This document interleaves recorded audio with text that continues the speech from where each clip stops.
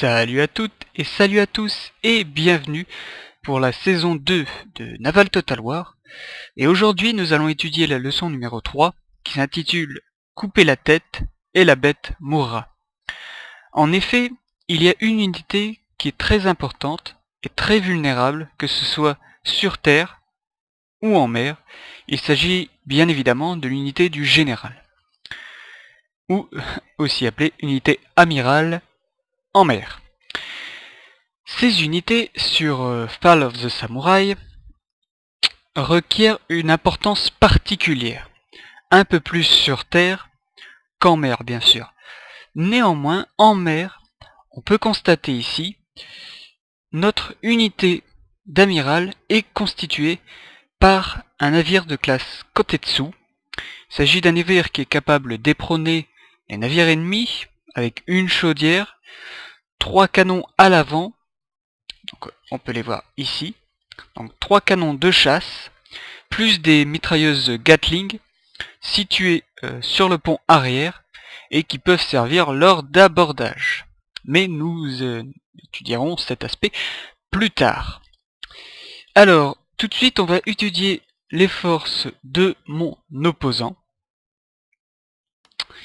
Alors, il a ramené sur le champ de bataille qui est la mer intérieure de Seto, donc constituée par 3 groupes d'îles. Donc il a amené pour m'affronter en bataille moyenne une classe Kotetsu qui est son amiral, donc en conquête de l'avatar. On n'a pas le choix, on est obligé d'utiliser cette unité, et une unité de classe Roanoke, qui est une unité américaine, donc une unité navale américaine, qui vous rappelle sûrement la classe Monitor, et ça c'est entièrement normal parce que c'est un classe Monitor en fait. Il s'agit d'un classe Monitor à 3 tourelles, donc le classe Monitor de base n'a qu'une tourelle centrale et est plus bas sur l'eau. Voilà. Mais l'ingénieur Ericsson travaillera encore sur ces modèles qui furent quand même très intéressants lors de la guerre de sécession américaine, et en développera jusqu'à des modèles à 3 tourelles, donc que nous voyons ici, appelés classe Roanoke, qui furent vendus également au Japon pour justement la guerre d'Edo en 1864. Il faut savoir également que la classe Monitor a été créée dans les années 1860 environ, et donc que la classe évoluée ici doit dater de la 1865-1868, quelque chose comme ça. Voilà. De mon côté, j'ai ramené évidemment mon navire amiral, donc de classe Kotetsu, avec mes 3 canons de chasse, et j'ai également ramené un navire que j'ai eu du mal à débloquer parce que moi et les batailles terrestres ça fait 50 000. J'ai ramené mon classe Océan. Donc le classe Océan, lui, c'est un navire français qui bénéficie d'une expérience face à la Royal Navy. Voilà. Les Américains avec leur classe Monitor ont bénéficié de l'expérience de la guerre de sécession. Nous, c'est l'expérience de la concurrence avec l'Angleterre. Donc il faut savoir que dans le jeu, le classe Océan est considéré comme un successeur aux classes Provence, mais c'est faux, parce que entre le classe Océan et le classe Provence, il y a eu la classe gauloise, et que le classe Océan est l'initiateur d'un nouveau type de navire. Il s'agit des navires avec des canons en batterie et des canons en barbette. Ce qui fera très polémique dans les écoles navales de Brest, les canons en barbette, et dont l'utilisation sera toujours remise en cause, savoir quelle utilisation il fallait en faire, où les mettre, etc. Et ça a failli même coûter la vie aux canons en barbette, donc les canons pivotants ici, parce qu'on n'était pas sûr de leur utilité, et on préférait les utiliser sur des petites canonnières, ce qui sera également, ce qui verra la naissance des canonnières lors de la colonisation en Chine et au Vietnam, etc. Voilà, on préférera l'utiliser sur des petits vaisseaux. Il faut savoir que le classe Océan a été créé dans les années 1870, donc 1868 pour être exact. Il ne sera pas exporté, en tout cas pas tout de suite vers le Japon. Donc ici on a un classe Océan, mais c'est de pure forme, parce que il faut savoir qu'ici la guerre au Japon commencera en 1864, et ce navire déjà n'a pas été créé lorsque la guerre commence, et sera trop récent pour faire le voyage jusqu'au Japon. Donc voilà, c'est pure forme en fait. Il n'a jamais voyagé jusqu'au Japon, en tout cas pas durant l'époque qui nous intéresse. Voilà, alors on va tout de suite appuyer sur Play pour lancer la bataille. Alors cet adversaire, je l'ai affronté au total 4 fois. Toujours avec des fonds moyens. C'est toujours moi qui hostais la partie parce que, comment dire, sur Fall of the Samurai, bon, comme sur d'autres jeux, enfin pas trop Napoléon, mais sur Empire également, pour avoir une bataille navale, il faut mieux la créer parce que sinon vous n'en trouverez jamais. Donc là je fais demi-tour à mon navire de classe Océan. J'ai décidé de jouer un peu les campeurs parce que j'ai joué une bataille juste avant avec lui et il m'a littéralement défoncé avec son classe Roanoke. Pourquoi? C'est parce qu'en fait nos navires, bien qu'ils coûtent le même prix, donc environ 10 000 dollars on va dire, 10 000 crédits, bien qu'ils coûtent tous les deux 10 000 crédits, ont des performances différentes. C'est-à-dire que le mien a beaucoup plus de canons, donc on peut regarder, il a 4 canons en batterie plus 2 canons en barbette, donc ce qui fait 6 canons sur le flanc. Tandis que la classe américaine, elle, bon, a 6 canons de chaque côté, donc ce qui fait que le même nombre de canons. Seulement, il a une résistance de coque plus importante, donc il a 8000 de résistance de coque, tandis que moi je n'en ai que 6000. En plus, le navire américain est mieux armé, enfin armé par un équipage j'entends, c'est-à-dire qu'il doit avoir 10 marins en plus et 10 soldats également en plus.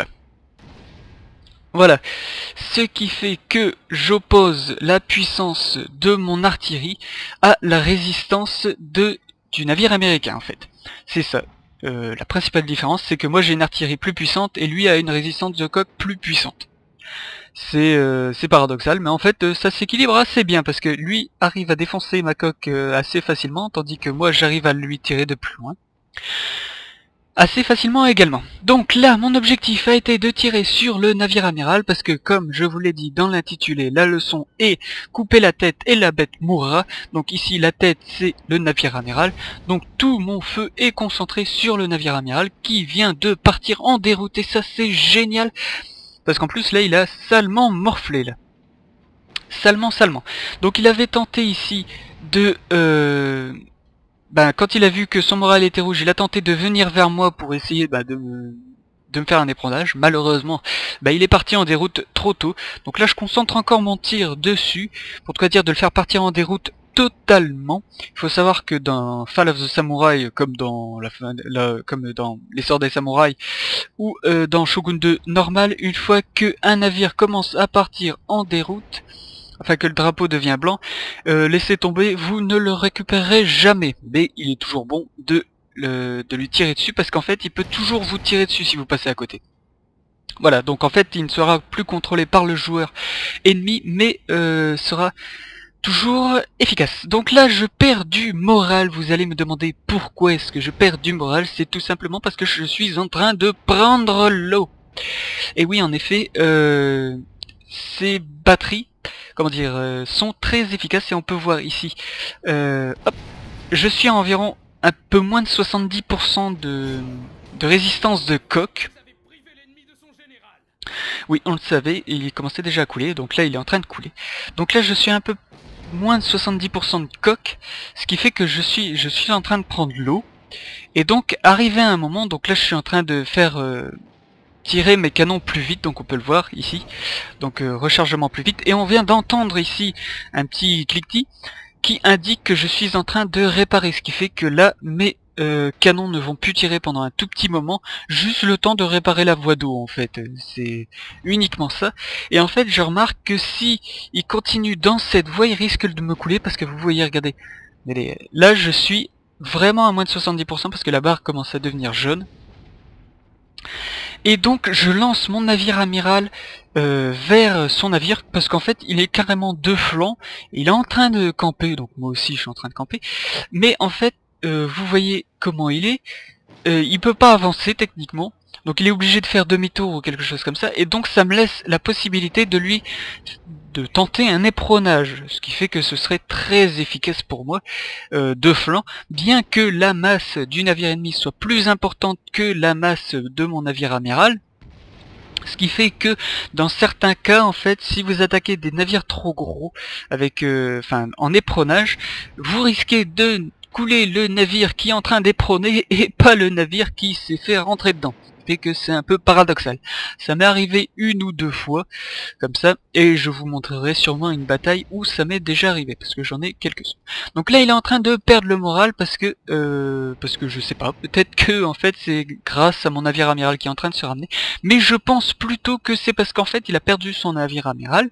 Donc là, il se sent vraiment perdu. Donc là, mon moral ici pour mon classe océan ne s'est pas amélioré. Heureusement, elle ne s'est pas détériorée avec le départ de mon classe de mon navire amiral, pardon.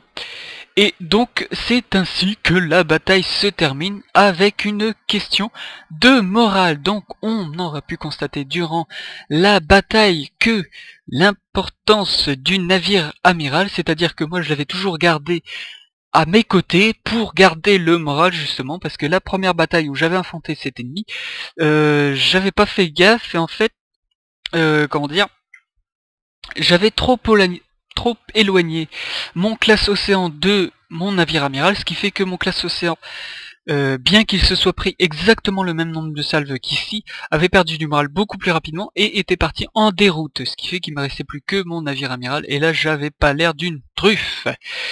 Donc voilà, j'espère que cette bataille vous a plu, et c'est le relancement, si je pourrais dire, des Naval Total War, où nous allons nous concentrer sur Fall of the Samurai.